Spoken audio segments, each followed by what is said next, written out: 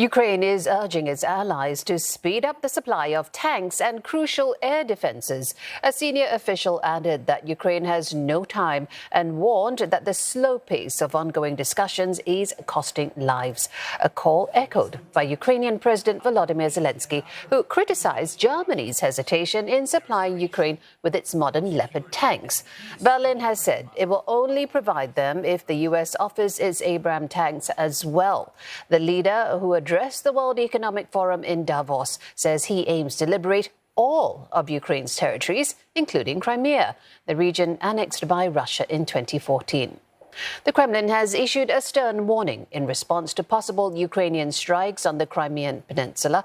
The spokesperson described such a planned attack as extremely dangerous, adding that it could even threaten the security of Europe.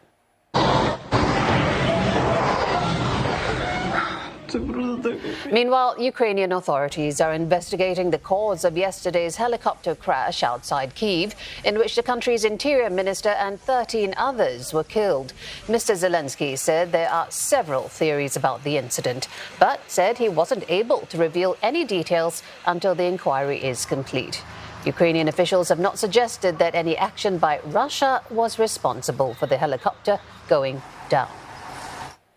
A European Council President Charles Michel has arrived in Kyiv for talks with President Zelenskyy and members of parliament. Let's get more details. Rosie Bircher joins us live from Brussels. Rosie, what's the aim of the European Council President Michel's visit to Kyiv?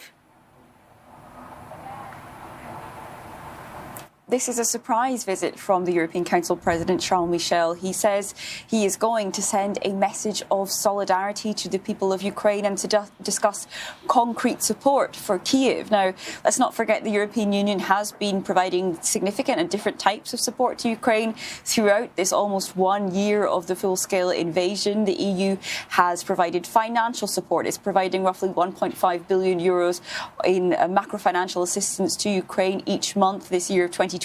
That's based on requests from Kyiv. That's urgent liquidity support.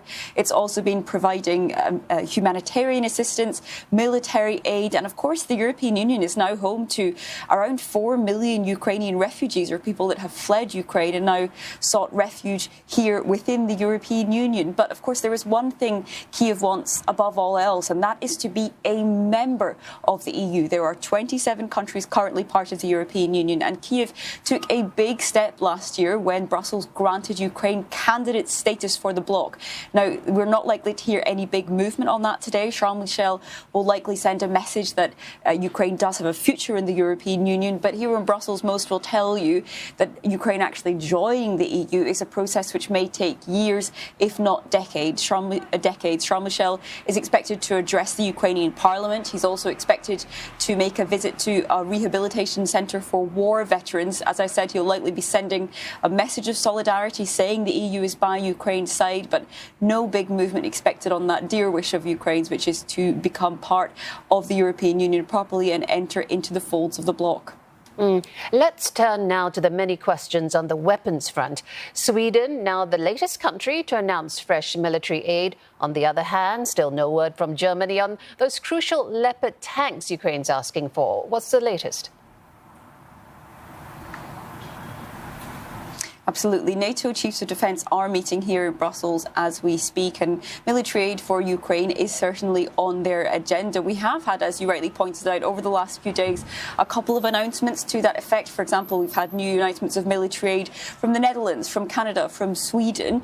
Germany is the country which all eyes in NATO are on at the moment. That is because everyone is waiting to hear if Berlin is going to greenlight the export of Leopard tanks. These are main battle tanks, something that is very high up on Ukraine's weapons wish list and something that several other NATO countries would like to send to Ukraine. But in order to do that, they need the ultimate green light from Germany, because Berlin has a veto over the re-export of those main battle tanks. Now, the UK broke what was seen as a bit of a Western taboo in sending these type of main battle tanks by announcing it would send Challenger 2 tanks earlier this week.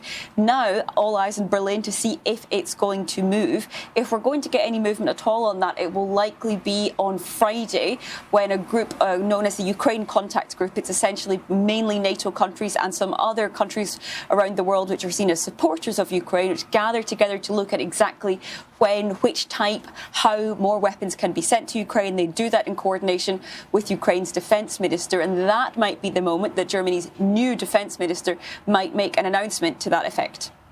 Rosie Burchard reporting live from Brussels. Thank you.